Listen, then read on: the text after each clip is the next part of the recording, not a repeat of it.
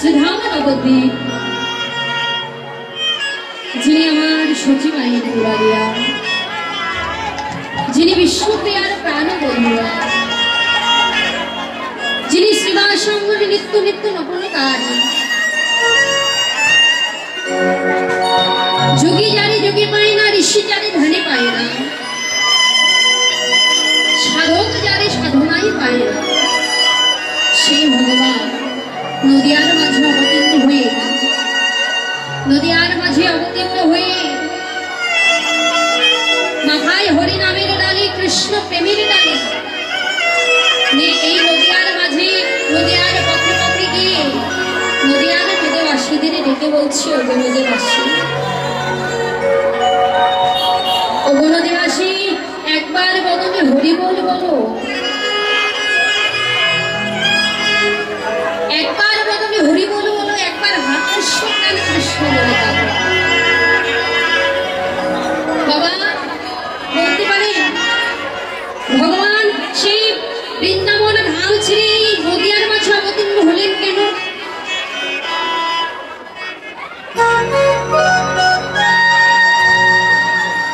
ভগবান সে বৃন্দাবন ধাম, সে বৃন্দাবনটা পরিত্যাগ করে, এই যে সকল ঐশ্বর্যপূর্ণ যে ভগবান, সে সকলে কিছু পরিত্যাগ করে নদিয়ার মাঝে অবতীর্ণ হলেন একটি ভিখারির বেশ ধারণ করে।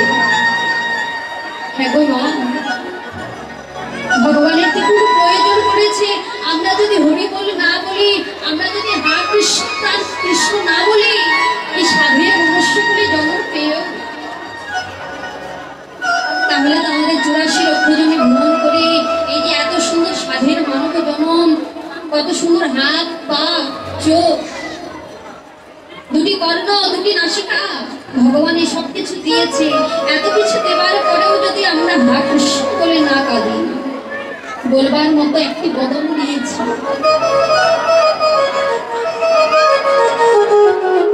এত কিছু দেওয়ার পরেও যদি আমরা হরি বল না বলি, তাহলে ভগবানের কি দায়? ভগবান কি করলেন? সেই রাজপ্রাসাদ পরিত্যাগ করলেন, ছানা মাত্র কৃষ্ণ লবণী পরিত্যাগ করলেন, শুধুমাত্র আমাদের মতো কৃষ্ণ অভিমুখী জীবদের হা কৃষ্ণ প্রাণ কৃষ্ণ বলে কাঁদানোর জন্য সকলে কিছু পরিত্যাগ করলেন। শ্রীমান মহাপ্রভু ভক্তির দ্বারে দ্বারে গিয়ে সে কি করছে মা? নবদ্বীপের সেই সকল ভক্তগণ হরি নাম নিতে যাচ্ছিল না, শ্রীমান মহাপ্রভু ছুটে গিয়ে তাদের হাতে ধরে বলছে, ওগো বদনে একবার হরি বল, একবার তোমরা হা কৃষ্ণ প্রাণ কৃষ্ণ বলো। যখন তুমি হাত ধরেছে আমরা, তখন নদিয়ার নদীবাসীগণ হরিনাম নিতে চাইল না। শ্রীমান মহাপ্রভু তখন কি করলেন?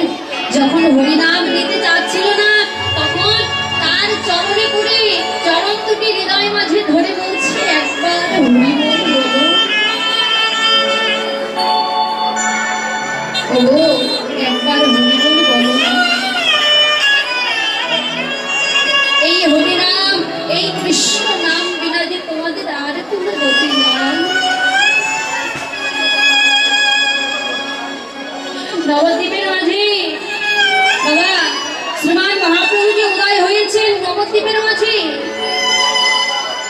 তিনি ভাবলেন না কি উঁচু জাত কি নিচু জাত,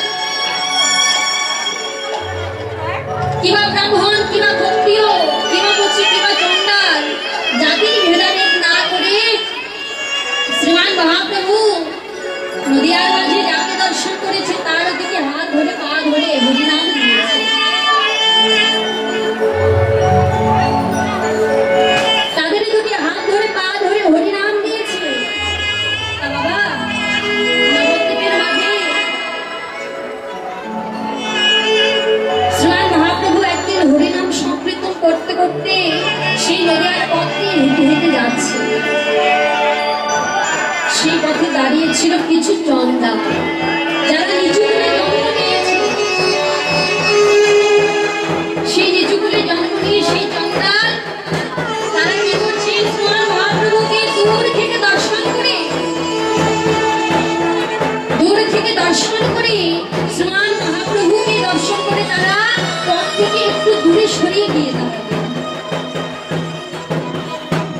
ভগবান মহাপ্রভু তা দর্শন করে সে চণ্ডালগণের কাছে গিয়ে বলছে, ওগো তোমরা আমাকে দেখা মাত্র তোমরা পথ থেকে একটু দূরে সরে গিয়ে দাঁড়ালে কেন?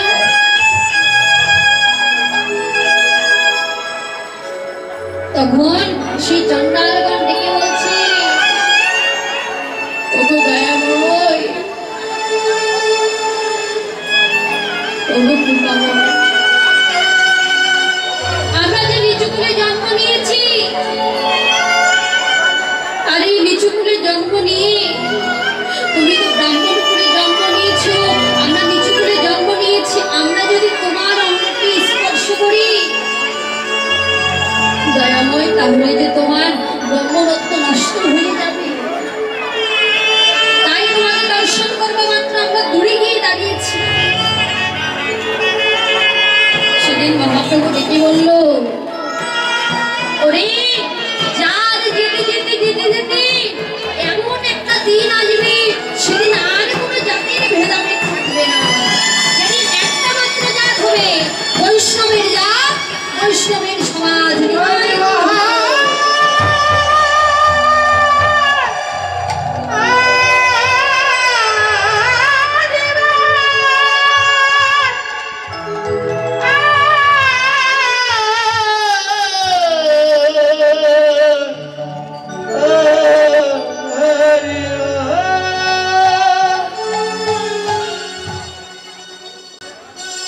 মহাপ্রভু বললেন, যার যেতে যেতে এমন একটা দিন আসবে, সেদিন আর জাতির ভেদাভেদ থাকবে না।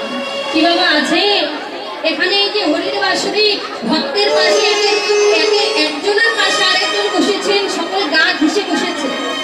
কেউ কি কখনো কাউকে পাশের জনকে প্রশ্ন করেছিলেন, ওগো তুমি কি জাত? বলেছিলেন না? বলেন কেন? মহাপ্রভু এই প্রথাটা, এই আইনটা তুলে দিলেন, জায়গা পেয়েছেন বসে পড়েছে। আবার হরি নামে, কৃষ্ণ নামে একে অপর একজন আরেকজনকে হৃদয় মাঝে জড়িয়ে ধরছে, আলিঙ্গন করছে।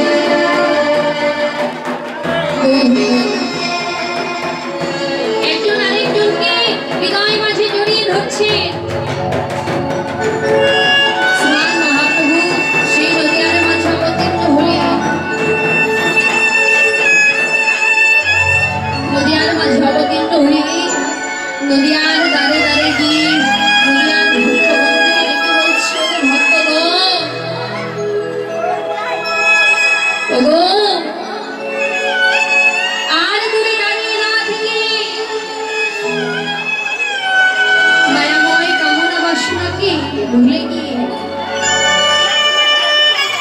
একবার তোমরা এসো, একবার তোমরা হরি বল বলো। আমার এই মায়ার কামনা বাসনাকে, কামিনী কাঞ্চনাকে আমল করে মাথার বালিশ করে মায়ার ঘুরে বাবা ঘুমিয়ে আছি। কি মা, আমরা কি ঘুমিয়ে নেই? আমরা প্রত্যেকে ঘুমিয়ে আছি। এই জাগতিক জগতের ঘুমিয়ে আমরা প্রত্যেকে মায়ার ঘুমিয়ে আছি। যেদিন এই দেহটা অজল হয়ে যাবে, সেদিনে দেখবেন বাবা, আমরা যে দেহের জন্য এই দেহটা দিয়ে কত না খাটাখাটি করে নিজের সন্তানদের, স্বামীদের, পুত্র কন্যা তাদেরকে খাওয়ালাম, শেষের দিনে কি হবে? যখন এই হাত পার চলবে না, তখন সেই ছেলে বলবে, বাবা তুমি আমার জন্য কি করেছো? অথচ ছোট থেকে খাইয়ে পেলেন, বড় করলেন, কিন্তু পরে যে বলবে যে বাবা তুমি আমার জন্য কি করেছো? বাস্তব প্রমাণ এই যে মায়েরা, লেবু দেখেছেন তো, লেবু চেনেন? তা লেবু আমরা কি করি? ভাতের সঙ্গে মিশ্রিত করে খাই, তাই না? লেবুর রসটাকে নিংড়িয়ে নেই। বাস্তব দেখবে যে একটা লেবু কেটে অর্ধেক খণ্ড আমাদের পাতে নিয়ে, থালায় নিয়ে কি করি? আমরা ভাত খাওয়ার সময় সেই লেবুর রসটাকে নিংড়িয়ে নিই। নিংড়িয়ে নিয়ে ভাতের সঙ্গে যখন মিশ্রিত করি, লেবুটা রসটা যখন আমরা নিগড়িয়ে নেই, সেই লেবুটা তখন কি করি, সেই লেবুর মধ্যে যখন রস থাকে না, সেই লেবুটাকে আমরা দূরে ফেলে দিই। তদ্রূপ আমাদের এই মানব গরম, আমাদের এই দেহ, এই দেহে যতদিন শক্তি আছে, যতদিন খেতে স্বামী পুত্র কন্যাদের খাওয়াতে পারছেন, ততদিন সবাই ভালোবাসবে। যেদিন খাওয়াতে পারবেন না, সেদিন আর কেউ ভালোবাসবে। তাই ভগবান আমার দুনিয়ার মাঝে অবতীর্ণ হয়ে নদীয়ার নদীবাসীদের ডেকে বলছে, ওগো নদীবাসী, আর দূরে দাঁড়িয়ে থেকো না, আর দূরে দাঁড়িয়ে না থেকে, আর দূরে দাঁড়িয়ে না থেকে একবার এসো, এসো একবারে কৃষ্ণ বলে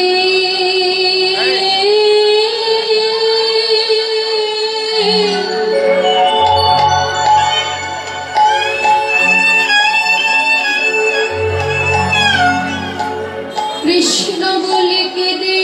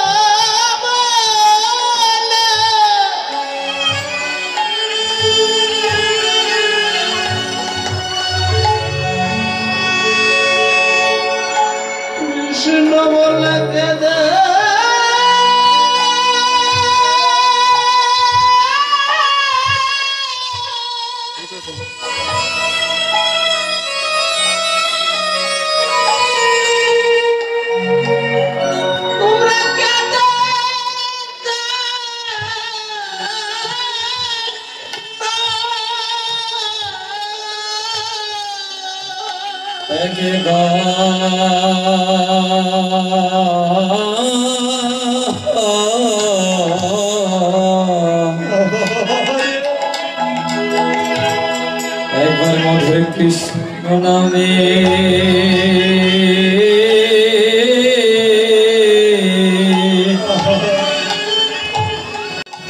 ওই একবারে গৌরে বলে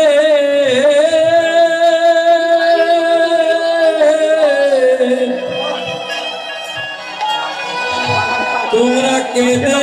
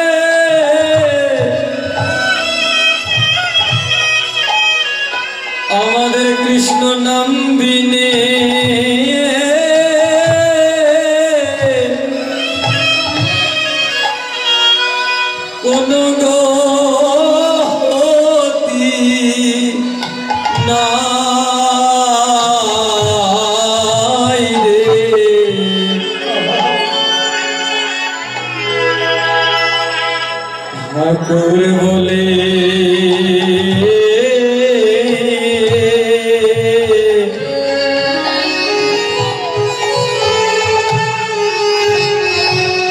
জগতে হাগরে বলে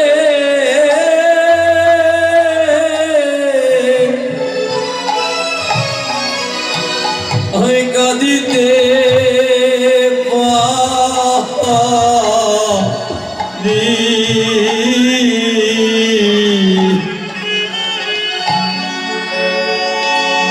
প্রভু গো,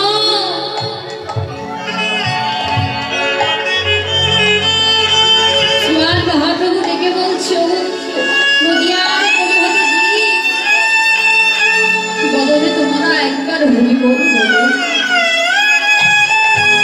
হরি নাম কৃষ্ণ নাম বিনা জগতে আর কোনো গতি নাই।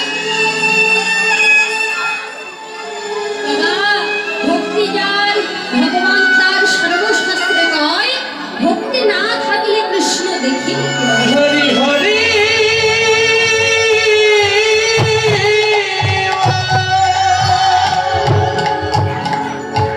ভক্তি যার ভগবান তার হৃদয় মাঝে যদি ভক্তি থাকে, হৃদয় মাঝে যদি প্রেম থাকে, কমিটির কথা দৃষ্টি আকর্ষণ তাহলে করতেছি। ভগবানকে পাওয়া যায়। কমিটির যে কোনো একজন আর লোক যদি একটু আসনের প্রেম জন্য দাও। ভক্তি না থাকে, তাহলে তো ভগবানকে পাওয়া যায় না। মাগো, ভগবানকে টাকা পয়সা দিয়ে কেনা যায় না। একমাত্র ভগবানকে পাওয়া যায় কিসে জানে? প্রেম আর ভক্তি। সেই প্রেম আর ভক্তি দিয়ে ভগবানকে লাভ করা যায়। ভগবান যদি চায় কাউকে ডুবাবে, তাহলে এই জাগতিক জগতে কারো সামর্থ্য নেই তাকে ভাসাবে। ভগবান যদি কাউকে ভাসায়, এই জাগতিক জগতে কারো সাধ্য নেই তাকে ডুবাবে।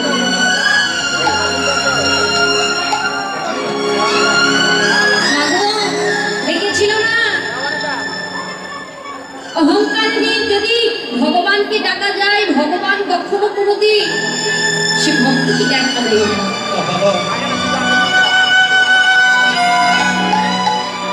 যিনি সর্ব ঐশ্বর্যপূর্ণ ভগবান, তিনি বললেন যে আমি ভক্তদের দুইটি দিক সহ্য করতে পারি না। দুইটি দিক কি কি? একটি হলো ভক্তের অহংকার, আর একটি হলো নয়নের জল।